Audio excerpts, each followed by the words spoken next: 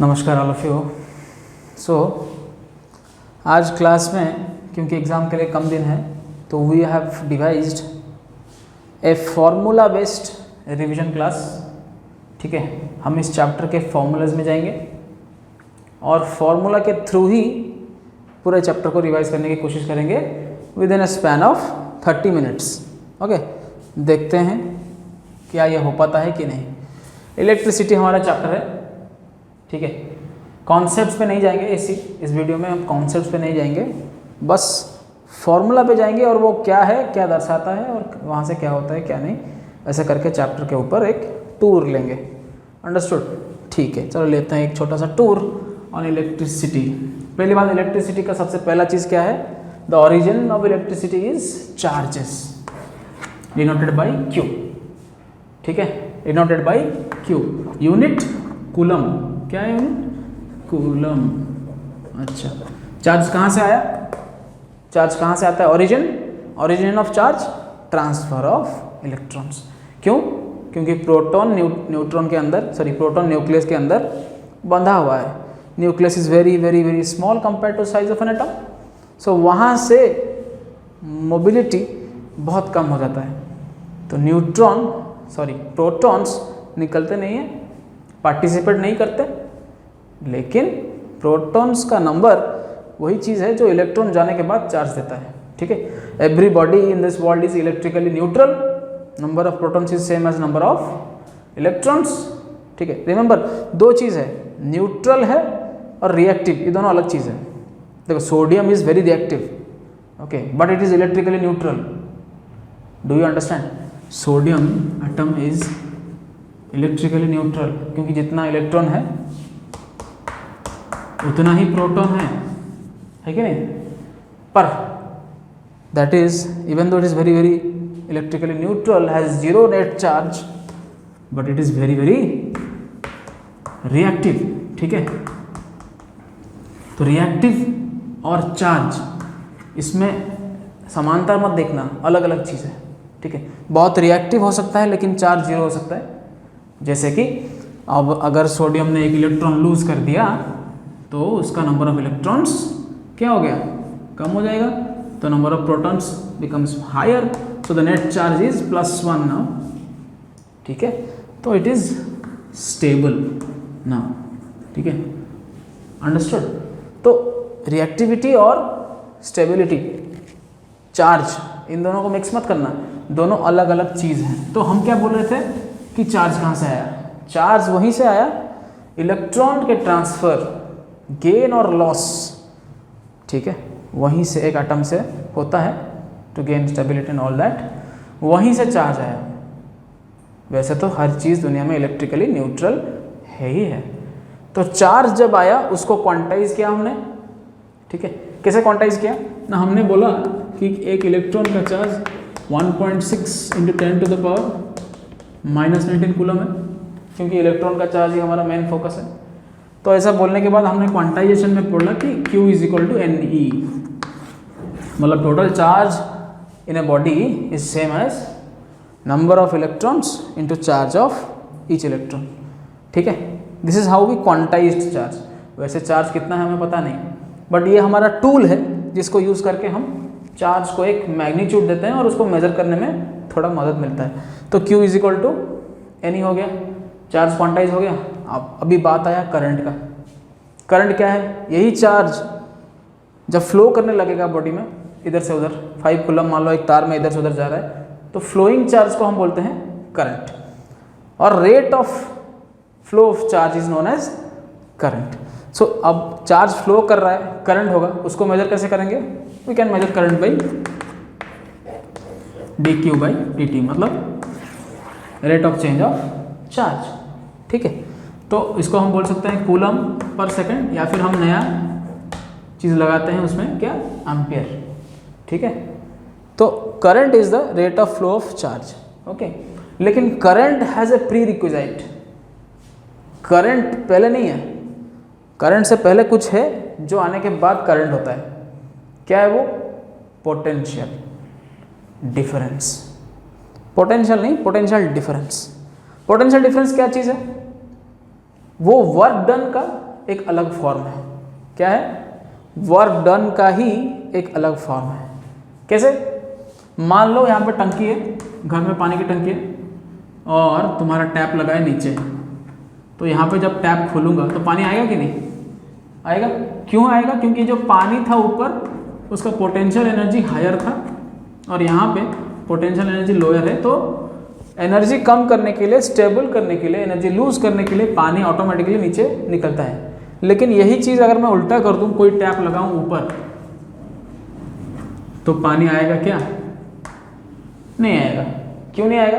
क्योंकि यहाँ पे the potential energy of water is higher than this place. ठीक है, ये ज़्यादा है, तो यहाँ पे एक्सटर्नल एनर्जी तुम नहीं दोगे तो इतना एनर्जी गेन कैसे करेगा जो यहाँ तक पहुँचेगा? समझ में आ रहा है? ये मैकेनिकल एनर्जी की बात कर रहा हूँ। वैसे ही एग्जैक्टली इलेक्ट्रिसिटी में 2 पॉइंट, एक कंडक्टर में 2 पॉइंट के बीच में हर जगह का अलग अलग पोटेंशियल है। मतलब हर जगह पे चार्ज रहेगा तो उसका एक अलग एनर्जी है। ठीक है, अब चार्ज ऐसे फ्लो करेगा कि उसका एनर्जी कम हो। एनर्जी मतलब समझते हो, उसी को पोटेंशियल बोलते हैं, लेकिन थोड़ा सा फर्क है, अभी बताएंगे क्या है। तो एनर्जी जहाँ पे कम होगा उसी डायरेक्शन में चार्ज फ्लो करना स्टार्ट करेगा। समझ में आया? तो इस हिसाब से हमने एक नया चीज़ डिवाइस किया, उसको बोला हमने इलेक्ट्रिकल पोटेंशियल। पहले लिख देते हैं I is equal to Q/T, rate of flow of charge measured in amperes और कूलम पर सेकेंड। ठीक है, तो अब नया चीज़ जो डिवाइस किया वो है इलेक्ट्रिक पोटेंशियल। वो क्या है? Work done per unit charge. ठीक है, मतलब क्या? ऐसा मान लो तुम यहाँ पे खड़े हो एक जगह पे, ठीक है, सराउंडिंग में एक जगह पे, और दूसरे जगह पे कहीं बहुत दूर से एक पॉइंट बी पे, मान लो ये इन्फिनिट दूरी पे है, बहुत दूर पे, और यहाँ पे कुछ सिचुएशन है, पता नहीं तुम्हें क्या चार्ज का सिचुएशन तुम्हें नहीं पता, लेकिन बी पॉइंट से एक test charge, test unit charge को तुम लेके आओगे और यहाँ पे पहुँचाओगे। ठीक है, कैसे पहुँचाओगे? Without any change in its energy, मतलब कोई एक्सटर्नल फोर्स नहीं है, बिना फोर्स अप्लाई किए पहुँचाओगे।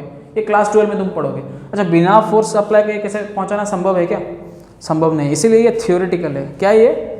थियोरेटिकल है। हम इन्फिनिटी में पोटेंशियल को जीरो मानते हैं और बोलते हैं वहाँ से यहाँ लाने में जितना एनर्जी खर्च हुआ, that is the energy that same as V। मतलब समझ रहे हो? V is equal to W/1, क्योंकि यूनिट चार्ज ले लिया +1, तो V क्या है ना? जितना हमने काम किया, the work done in bringing a unit test charge from a point distant at infinity where the potential is conventionally assume to be zero. वहाँ पे जीरो हमने लिया है, बहुत कम हो सकता है, जीरो क्यों होगा, लेकिन हमने लिया है ऐसा, वरना अगर नहीं लेंगे तो वहाँ से कैलकुलेशन करेंगे कैसे? मान लो उसको 10 लेंगे तो 10 से करते, लेकिन जीरो लेना इजी है कि नहीं? इसको जीरो ले लिया तो यहाँ पे आया 5 हुआ तो भाई 5, तो 10 लेते तो यहाँ पे 10 - 5 करना पड़ता, ऐसा नहीं है। तो वहाँ पे जीरो ले लिया, एज्यूम कर लिया, और वहाँ से इन्फिनाइट स्टेप्स में, मतलब जितना फोर्स तुम दे रहे हो उतना ही फोर्स इधर से लग रहा है, नेट एक्सटर्नल फोर्स कुछ है नहीं, तो ऐसे सिचुएशन में अगर तुमने उसको लाया और यहाँ पे पहुँचाया, ठीक है, तो जितना तुमने मेहनत किया, the work done by you, ठीक है, is will be same as the potential. Do you understand? तो पोटेंशियल एक ऐसा चीज़ है जो वर्क डन के इन टर्म्स में निकलता है, लेकिन work done per unit charge है। ठीक है, मतलब इसको बोल सकते हैं जूल पर कूलम, लेकिन इसके लिए अलग यूनिट है, क्या है? वोल्ट्स। ठीक है, क्या है? वोल्ट्स। तो साइंटिस्ट के नाम पे दे दिए वोल्ट्स। तो पोटेंशियल वो चीज़ है जो डिसाइड करेगा कि करंट होगा कि नहीं, और अगर होगा तो कौन से डायरेक्शन में होगा। समझ में आया? So it is a pre requisite of current. तो इन दोनों के बीच में बहुत रिलेशन होगा, क्योंकि इसके वजह से वो है। तो इसी रिलेशन को स्थापित करते हुए आगे बढ़े कौन? Ohm. And he said V is directly proportional to I और V is equal to IR। इसको बोलते हैं ओम्स लॉ। ठीक है, उन्होंने क्या किया? एक सर्किट में पोटेंशियल और करंट का डिफरेंट केसेस में निकाला पॉइंट, यहाँ पे करंट इतना है तो पोटेंशियल कितना था, यहाँ पे कितना था, यहाँ पे कितना था, उनको ज्वाइन किया तो देखा हमेशा एक क्या मिला, he always got a linear line. Linear line मतलब क्या, तुमको पता है y is equal to mx plus C, ठीक है, एक लीनियर लाइन का इक्वेशन है। तो उस हिसाब से देखोगे तो y इज और I can say v is directly proportional to i, ठीक है। लीनियर इक्वेशन मतलब क्या, दोनों वेरिएबल एक दूसरे को प्रोपोर्शनल है ही है। सो उन्हें मिला ये relation v is equal to I R. R क्या है, द कांस्टेंट ऑफ प्रोपोर्शनलिटी, जिससे हमें मिलता है एक नेक्स्ट फॉर्मूला जिसको बोलते हैं R मतलब रेजिस्टेंस। क्या रेजिस्टेंस, रेजिस्टेंस क्या है, the property of a conductor और anybody to oppose the flow of current. अच्छा, करंट जा रहा है तो उसको अपोज करने के लिए रास्ते में ट्रैफिक है कि नहीं है। किस तरह का ट्रैफिक है, बहुत डिफरेंट टाइप्स का ट्रैफिक है। जो करंट को जाते वक्त उसको स्टॉप करते हैं या उसके स्पीड को स्लो करते हैं या उसके एनर्जी को, द ड्रिफ्ट वेलोसिटी, उसको कन्वर्ट कर देते हैं हीटिंग में, मतलब ऑब्स्ट्रक्ट करते हैं करंट के पाथ को, ठीक है। तो उस तरह का जो प्रॉपर्टी है उसको बोलते हैं हम रेजिस्टेंस। और ये जो रेजिस्टेंस है ये क्या है, ये हमने निकाला, ये डायरेक्टली प्रोपोर्शनल टू लेंथ है, inversely proportional to area of cross section है, ठीक है। ऐसा मान लो बहुत लंबा रास्ता है, दूर तक जाओगे तो ट्रैफिक ज़्यादा फेस करोगे कि नहीं, राइट, तो डायरेक्टली प्रोपोर्शनल। अब ऐसा मान लो मोटा रास्ता है तो ट्रैफिक कम, आराम से जाओगे। बुलेट खरीदते हो हाईवे पे चलाने के लिए, है ना, गली में चलाने के लिए थोड़ी बुलेट खरीदते हो। तो समझ में आया कि नहीं, तो रास्ता मोटा रेजिस्टेंस कम, रास्ता पतला रेजिस्टेंस ज़्यादा। तो एरिया ऑफ क्रॉस सेक्शन जो है वायर का मोटापा, कोई भी क्रॉस सेक्शन का मोटापा, उस पर वो इन्वर्सली प्रोपोर्शनल, मतलब ये बढ़ेगा तो वो कम हो जाएगा। तो इस हिसाब से देखा जाए तो R will become to rho L by A. ये फॉर्मूला हमने डिवाइस किया और बोला रेजिस्टेंस क्या है, rho L by A, length of the conductor, area of cross section, और ये रो जो है that is a new thing which is known as resistivity. उसको डिफाइन कैसे करेंगे, L को 1 ले लेंगे, A को 1 ले लेंगे और बोलेंगे R इज इक्वल टू रो, मतलब the resistance offered by a conductor having unit length and unit area of cross section. तभी तो ये जब 1 1 हो जाएगा तो ये R इज इक्वल टू रो नहीं हो जाएगा। तो डेफिनेशन भी ऐसे ही आता है फिजिक्स में, बाकी के सारे पैरामीटर्स को 1 ले लेते हैं और ये बोलते हैं कि रेजिस्टेंस ऑफर्ड जितना है रेजिस्टिविटी उतना है, अगर unit length of cross section है, सॉरी यूनिट लेंथ है और कंडक्टर का एरिया ऑफ क्रॉस सेक्शन भी यूनिट स्क्वायर यूनिट्स है, ठीक है। तो इस हिसाब से रेजिस्टिविटी को डिफाइन किया। अब ये जो रेजिस्टिविटी है यहाँ पे आ जाता है, ये मिटा देता हूँ मैं, ठीक है। ये जो रेजिस्टिविटी है ये डिपेंड करता है दो फैक्टर्स पे, एक तो नेचर ऑफ मटेरियल पे, किस तरह का मटेरियल है, कॉपर आयरन सबका अलग अलग, और दूसरा है टेम्परेचर, ठीक है। टेम्परेचर पे क्यों, क्योंकि when you provide temperature the particles which are moving or which are stationary in any conductor they gain energy, ठीक है। this heat energy gained gets converted to kinetic energy and the kinetic energy of these particles, the vibrational particles, they will also obstruct free moving of charges। समझ रहे हो, तुम रास्ते में जा रहे हो और एक सांड वाइब्रेट कर रहा है, क्या होगा, तुम्हें प्रॉब्लम नहीं होगा क्या। तो इस हिसाब से सोचो कि अगर चार्जेस बीच में वाइब्रेट कर रहे हैं बहुत जोर से काइनेटिक एनर्जी गेन करके, तो पाथिंग मुश्किल हो गया। तो टेम्परेचर पे भी डिपेंड करता है कौन, रेजिस्टिविटी, ठीक है। लेकिन इसका formula you will study in class 12, तो अभी के लिए मैं नहीं बताता हूँ। तो R is equal to rho L by A तुम्हारे लिए काफ़ी है, और रो किस पे डिपेंड करता है ये भी काफ़ी है।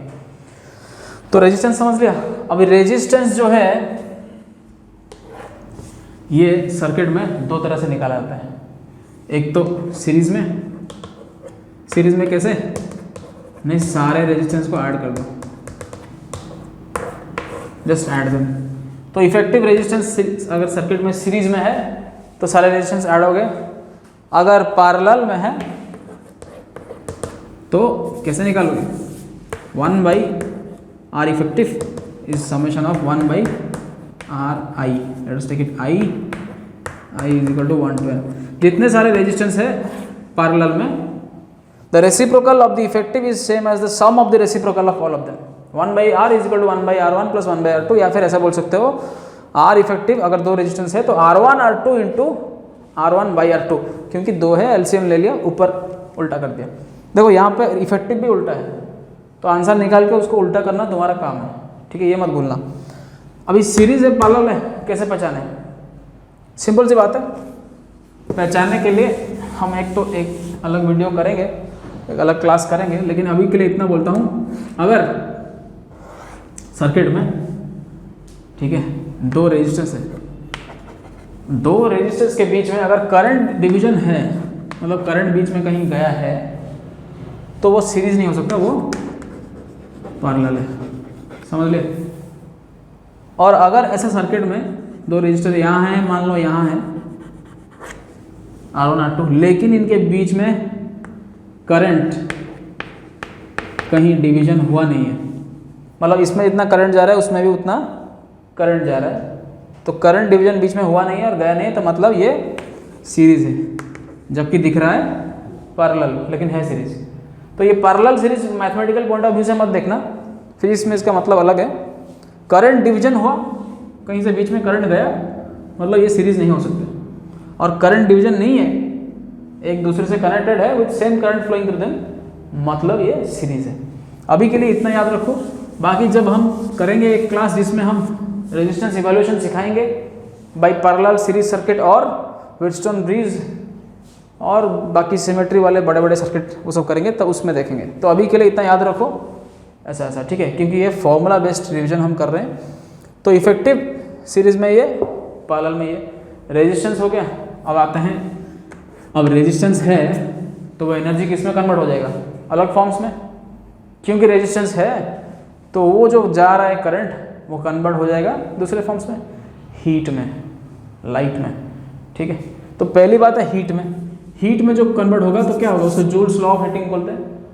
वो क्या बोलते हैं कि जो directly proportional to current square है और रेजिस्टेंस है, और जो भी अप्लायंस में जा रहा है उसमें कितना टाइम के लिए गया उसमें है, ठीक है। तो उस हिसाब से याद है कि नहीं, ये भूल गए? याद है तो अच्छी बात है। तो H जो है वो I² RT है, मतलब heat producing circuit is directly proportional to the square of the current into the resistance of the appliance and the time for which you are using it। जितना ज़्यादा टाइम के लिए use करोगे उतना ज़्यादा गर्म होगा कि नहीं, एक चीज़, ठीक है। और रेजिस्टेंस जितना ज़्यादा होगा उतना ज़्यादा होगा कि नहीं, और करंट का स्क्वायर। अच्छा, ये करंट का स्क्वायर क्यों है? आप बोलते थे कि सर IRT होता, करंट का स्क्वायर क्यों हुआ? Some things are found out experimentally. Experimentally जब देखा गया करंट को डबल करके ट्रिपल करके एक सर्किट में, तब देखा गया कि उसके स्क्वायर के साथ प्रोपोर्शनल है, ना कि उसके साथ, समझ रहे हो? तो वहाँ से मिला कि I से वो प्रोपोर्शनल है उसके स्क्वायर्ड पावर में, ठीक है। This high experiments this are all carried out, और वहाँ से मिलता है डायमेंशंस, मतलब इसके पावर्स, ठीक है।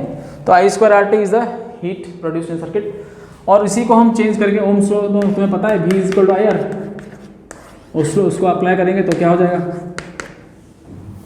यहाँ से एक I लिया, यहाँ से R लिया, V हो गया, तो ये हो गया VIT, हो गया कि नहीं? yes, एक I लिया, एक R लिया, V बना दिया, VIT, ये भी हो गया, राइट। अच्छा, तो हीट के लिए और कुछ कर सकते हैं क्या?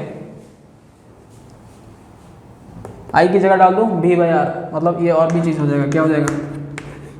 V/R, V²/RT, ये भी है, देख रहे हो, 3 फॉर्म्स, ठीक है। तो अभी अगर मैं इसको मिटाऊं, रेजिस्टेंस सीरीज पैरेलल को मिटा रहा हूं, तो हीट के तीनों फॉर्म्स कहाँ पे कौन यूज होंगे मैं बता दूंगा एंड में। Let us come to power. किस पे? पावर। पावर क्या है? एनर्जी पर यूनिट टाइम, मतलब एनर्जी बाय टाइम, और रेट ऑफ डूइंग वर्क, काम करने का एनर्जी। ये जो हीट निकला ये तो लॉस है, क्योंकि हमें कोई भी अप्लायंस में हीट नहीं चाहिए, लेकिन ऐसे ऐसे अप्लायंस हैं जिसमें हीट चाहिए, जैसे कि आयरन, इमर्सन हीटर, माइक्रोवेव, उसमें हीट चाहिए हमें, तो वैसे वहाँ पे वो यूजफुल है, बाकी चीज़ों में वो हार्मफुल है, लॉस है, तो एक जगह जो लॉस है वो दूसरी जगह वो गेन भी हो सकता है, तो रिमेंबर दैट। सो ये जो पावर है क्या होगा, वही एनर्जी जो निकला डिवाइडेड बाई टाइम, कितने टाइम में निकला, वहीं से पावर निकल जाएंगे, क्योंकि power is the rate of doing work. So power निकलने के बाद क्या करेंगे, इसको बस डिवाइड करेंगे टाइम से। टाइम तो यहाँ पे है, कट गया, क्या हो गया आई स्क्वायर, ठीक है। दूसरे फॉर्म में वी आई को लिया, यहाँ पर डाल दिया, एक आई आर को ले लिया, वी कर दिया, हो गया वी आई,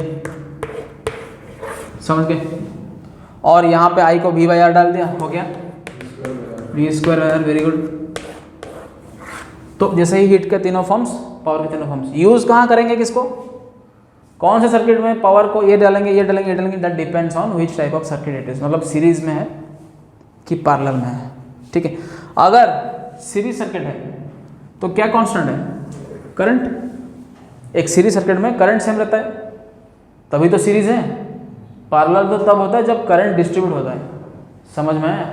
तो सीरीज सर्किट में करंट सेम है, तो ये वाला फॉर्मूला तुम यूज करोगे सीरीज सर्किट में, ठीक है। अगर तुम पैरेलल सर्किट कर रहे हो जिसमें करंट डिस्ट्रीब्यूटेड है, अलग अलग करंट है, तो आई निकाल सकते हो, डाल सकते हो क्या, सर्किट का करंट नहीं होगा, उसमें क्या डालोगे ये वाला, क्योंकि वहाँ पे करंट तो अलग है लेकिन पोटेंशियल सेम है, तो ये पैरेलल सर्किट में डालोगे, ठीक है। और अगर ये सीरीज नहीं है, पैरेलल नहीं है, मतलब कुछ नॉर्मल सा सर्किट है जिसमें डायरेक्ट क्वेश्चन दिया है कि भाई ये निकालो, ये है वो है, तो कभी कभी ये भी काम आ जाता है। समझ में आया कि नहीं आया?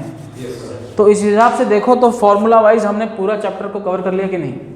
Yes sir. ठीक है, तो तुम भी अपना रिवीजन करो, अपना टास्क करो, क्वेश्चंस करो, ये सब करो।